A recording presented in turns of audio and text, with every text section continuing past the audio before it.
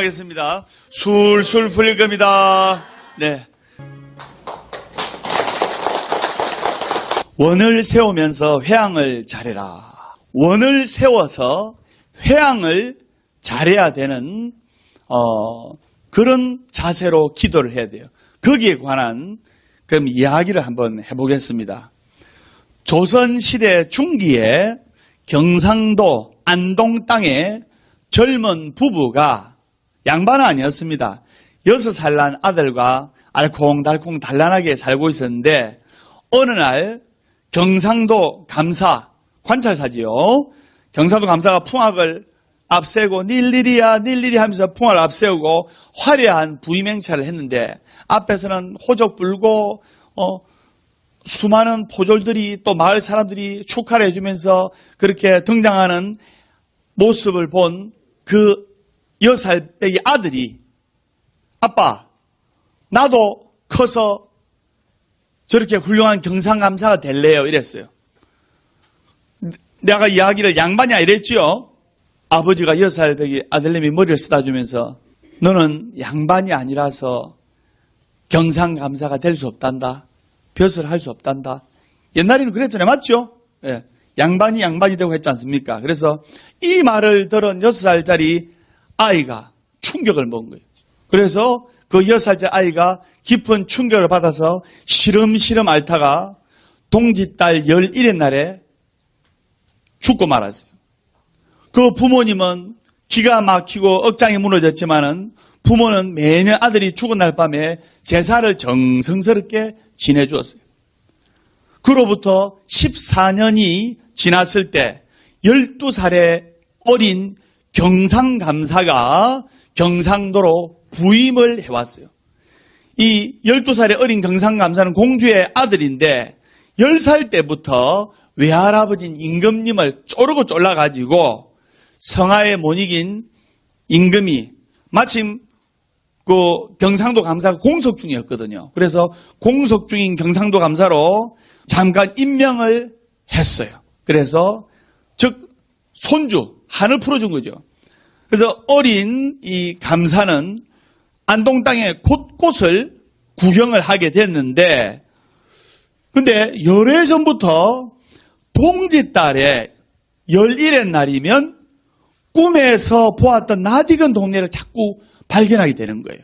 노송이 소나무가 우거진 산 밑으로 작은 개울이 졸졸졸 흐르고 개울에 놓인 돌다리를 땅총까지 지나면 마을 어귀에 초가집이 한 채 있는데 우물 옆에 대추나무 2그루가 서 있는데 그 집에 살인문을 열고 들어가서 음식을 실컷 얻어먹고 돌아오는 그런 꿈을 계속 꾸게 된 거예요. 그래서 그 경상도 쪽으로 가보니까 꿈속에 보던 그 동네, 꿈속에 보던 그 집이 나타난 거예요. 그래서 그 어린 경상감사가 12살의 경상감사가 쌀이문을 열고 꿈속에 실컷 음식을 먹은 그 집으로 들어가서 물었어요. 거기에는 40대의 남자 여자 계셨는데 40대 아저씨 아주머니 계셨는데 혹시 어젯밤에 여기 제사를 지내지 않았습니까? 물었어요. 그러니까 놀란 내외가 40대 놀란 내외 깜짝 놀라면서 예 제사 지냈습니다. 어젯밤이 아니라 매년 이맘때 와서 이 집에 와서 제가 잔뜩 음식을 먹는 꿈을 꿨는데 도대체 누구의 제사입니까? 물어봤어요. 그 12살 된 어린 경상도 감사가 물었어요. 그러니까 그 40대 내분이 아들의 제사입니다면 왜 그러십니까? 물었어요. 그러니까 그 어린 경상감사가 원래 부모님보다 먼저 죽는 어린 자식의 제사는 잘 안 지내는 법인데 무슨 사연이 있습니까? 이래 물었어요. 물으니까 40대 내분이 구구절절하게 이야기를 하게 된 겁니다. 6살 때 아들 꼬맹이 녀석이 그 경상감사의 부임을 보고 경상감사가 되고 싶다고 이야기를 했는데 양반이 아니기 때문에 경상감사 될 수 없다고 양반이 아니기 때문에 양반이 될 수 없다고 그 이야기를 듣고 충격으로 시름시름 앓다가 그 죽은 이야기를 한 거예요.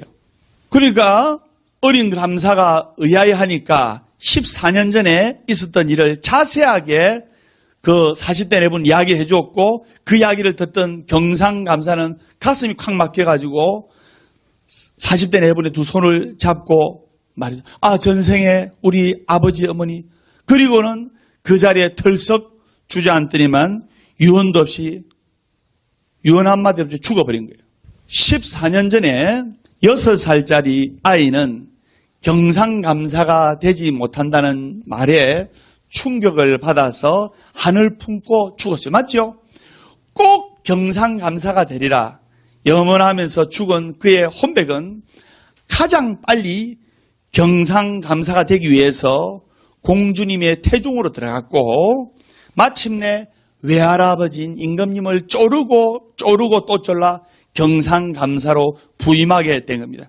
이렇게 죽어서 신분을 바꾸어 태어나고 원을 성취하기는 이야기는 불교 집안에서도 많이 전해지고 있는데 근데 제가 이 불교 이야기를 하려고 하는 것이 아니고 그런데 이 이야기에서처럼 원을 성취한 다음에 바로 죽는 경우가 종종 있다 말입니다. 그러면 어떠한 원리에서 죽은 아이가 왕족으로 태어나 감사가 되었고 소원을 이룬 다음 곧 죽게 된 것일까? 이건 뭐냐? 이 아이가 다시 태어나서 이런 나이에 감사가 된 것은 그 아이의 강한 원 때문이었어요. 그 6살배기 아이가 감사가 되고 싶어서 노래를 불렀잖아요. 근데 결국 못 됐잖아요. 하늘 품고 죽었는데 원이 강하면 그 힘이 내 생의 삶을, 다음 생의 삶을 결정을 짓는 겁니다. 즉, 원, 업, 습 가운데서 가장 앞장서서 나아가는 것이 바로 원입니다. 원. 그래서 바로 지은 업보보다, 익힌 습관보다 강한 원이 있으면 그 원으로 인해서 가장 앞서 나가는 거예요. 아이는 강한 원을 품고 죽었기 때문에 나는 감사가 꼭 되고 말 거야. 강한 원을 품고 죽었기 때문에 경상감사가 되는 지름길을 찾아 왕족으로 태어났고 마침내 감사가 된 거예요. 근데 아이가 감사가 되어서 전생의 부모를 만났다 아닙니까? 전생의 부모를 만났고 또 죽었잖아요. 맞죠? 아이가 경상감사가 되겠다는 원만 강하였을 뿐 경상감사가 된 다음에 누릴 복은 닥치 않은 거예요. 그래서 전생에 그 원을 성취하고 부모를 만나 입증을 한 다음에 곧바로 죽고 만 거예요. 업에 의해 받아야 할 몸을 새롭게 받기 위해 죽고 만 거예요. 우리가 실제로 그렇습니다. 힘들게 공부해가지고 사법고시라든지 또는 중요한 시험에 임용고시라든지 공무원 합격에 좋은 성적으로 합격을 해서 또 박사학위까지 지고 나서 뜻밖의 죽음을 맞는 사람을 우리가 종종 봤을 겁니다.